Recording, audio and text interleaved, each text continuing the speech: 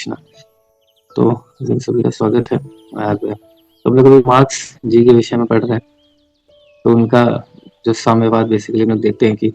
दो तरीके का वाद था, मतलब ऐसे तो कई सारे वाद हैं बट प्रमुख था एक पूंजीवाद है ना, और एक साम्यवाद। तो लास्ट टाइम हम लोग ये डिस्कस कर रहे थे कि जैसे साम्यवाद में क्या होता है कि जब पूंजीवाद लोगों का एक्सप्लॉइटेशन बढ़ जाता है तो फिर ऐसा ये आता है कि एक ही व्यक्ति इतना अमीर, मतलब कुछ लोग हैं के पास सारा पावर पोस्ट पोजीशन है। तो तो उसमें जब फिर असंतुष्टि बढ़ती है लोगों में, तो फिर जैसे ये सारी थ्योरीज है कि फिर मतलब स्पेसिफिक लोगों के पास नहीं रहे, जो कम्प्लीटली सभी लोग देश को रिपोर्ट करे, और जो लाइक मतलब सेंट्रल फिगर कंट्री हो, उसको सेंटर, कंट्री को सेंटर में रख के कार्य करे। ये सारी चीजें खैर हमने लास्ट सेशन में डिस्कस करा था। इसमें जो समस्या थी वो यही थी कि हम लोग, एक तो ये था कि जब तक, अगर ये साम्यवाद के विषय में बात कर रहे हैं, प्रॉब्लम क्या होता है कि जब तक जैसे बोलते हैं ना कि लीडर्स इसी मतलब एक्सप्लॉइटेशन और एक्सप्लॉइटेशन और ऐसा बोल के लोग निकल के तो आ जाते हैं, और कई बार गलत इंटेंशन के साथ, जरूरी नहीं किया है, अच्छे इंटेंशन के साथ ही होते हैं कि लोगों की सेवा करेंगे, ये करेंगे।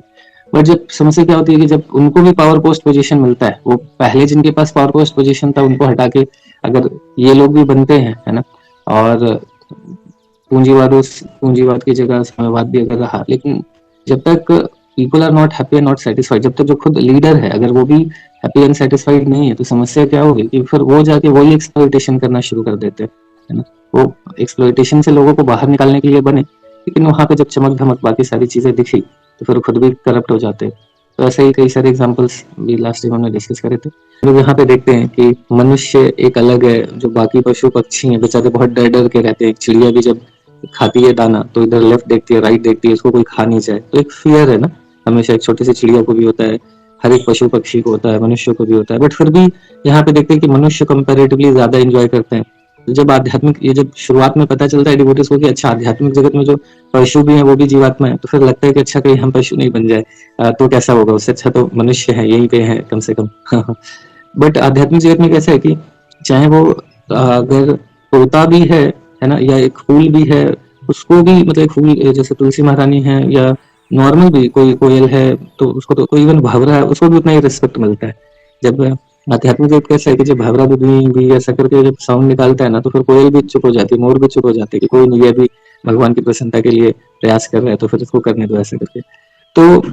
क्यों, क्योंकि और तो ये फर्क नहीं पड़ता कि कौन इंसान है, कौन चिड़िया है, कौन भंवरा है, कौन कोयल है। हर किसी को रिस्पेक्ट है और हर कोई भगवान की सेवा कर रहा है, और हर कोई इसी तरीके से देख रहा है कि ये सब भगवान की सेवा करने का, अपने अपने जो भगवान ने जिसको जो अपॉर्चुनिटीज एंड कैपेबिलिटीज दी है उससे सेवा करने का प्रयास कर रहे हैं। तो इसी तरीके से सभी लोग देखते हैं एक दूसरे को,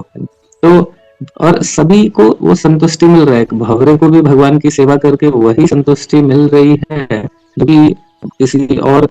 जीवात्मा को भगवान की सेवा करके संतुष्टि मिल रही है। तो हर कोई उतना ही संतुष्ट है, इसी का कोई कंपैरिजन नहीं है ना। तो जब देखिए, क्योंकि क्यों ऐसा है, क्योंकि हर व्यक्ति भगवान की सेवा कर रहा है, भगवान के अंदर ही पोटेंशियल है सभी लोगों से उतना ही रेसिप्रोकेशन करने का, है ना। ऐसे अगर नॉर्मल एक कंपनी के लिए जब हम कार्य करते हैं तो वहां पे सैलरी सबको अलग अलग मिलती है ना। तो हमेशा एक असंतुष्टि होती है कि यार मुझे कम सैलरी क्यों मिल रही है, ज्यादा मेहनत तो मैं करता हूँ, ये ऑफिस में बैठ के हमें बड़ा बड़ा भाषण देते हैं और गाली भी देते हैं, और कंपनी को पैसा ज्यादा दे रही है ना। मतलब कि कर क्या रहे हैं, बस गाली देने का पैसा ले रहे हैं। नॉर्मली में ऐसे ही लगता है ना, इनको क्यों सैलरी मिलती है, गाली देने की सैलरी मिलती है, और हम लोग काम कर रहे हैं कम सैलरी मिलती है, बताओ, है ना। तो एक असंतुष्टि है क्योंकि जो सैलरी है दोनों को अलग अलग मिल रहा है। लेकिन जब आध्यात्मिक जगत के विषय में बात की जाए तो जो संतुष्टि है वो भगवान, जो भी रेसिप्रोकेशन है, हर एक जीवात्मा से उतना ही रेसिप्रोकेशन कर रहे हैं, उतना ही प्रेम दे रहे हैं उनको वो। तो ये जब है तो फिर किसी को किसी से कोई एनवियसनेस, द्वेष, कंपैरिजन नहीं है, समझ रहे हैं। ये बहुत इंपॉर्टेंट पॉइंट है कि जब बिल्कुल गोल क्लियर है सभी का कि मुझे भगवान की सेवा करनी है, तो किसी, अभी हमारा भी द्वेष आपस में भी होता है, तो द्वेष का रीजन एक तो है कि सामने वाले व्यक्ति के हृदय में भी द्वेष होता है, दूसरे हमारे भी अंदर थोड़ी अनर्थाएं है, हम भी हीरो बनना चाहते हैं, तो सामने वाले व्यक्ति को, इसमें तो ऑलरेडी अग्नि जली रही है, और हमारे अंदर भी जो थोड़ा सा ईगो है वो उसके द्वेष को भड़काने के लिए हेल्प करता है ना। तो इसी तरीके से हमें मतलब तो यहाँ पे वही रूट कॉज हो जाता है बट आध्यात्मिक जगत में हर व्यक्ति संतुष्ट है, हर जीवात्मा संतुष्ट है अलग अलग सेवाओं में, तो इसलिए किसी का किसी से कोई कंपेरिजन नहीं है। तो ऐसे हरे कृष्णा, हरि नाम प्रभु की जय, श्रील प्रभुपाद की जय, अनंत कोटि वैष्णव वृंद की जय, जय गौर प्रेमानंद, जय हरि बोल। हरे कृष्णा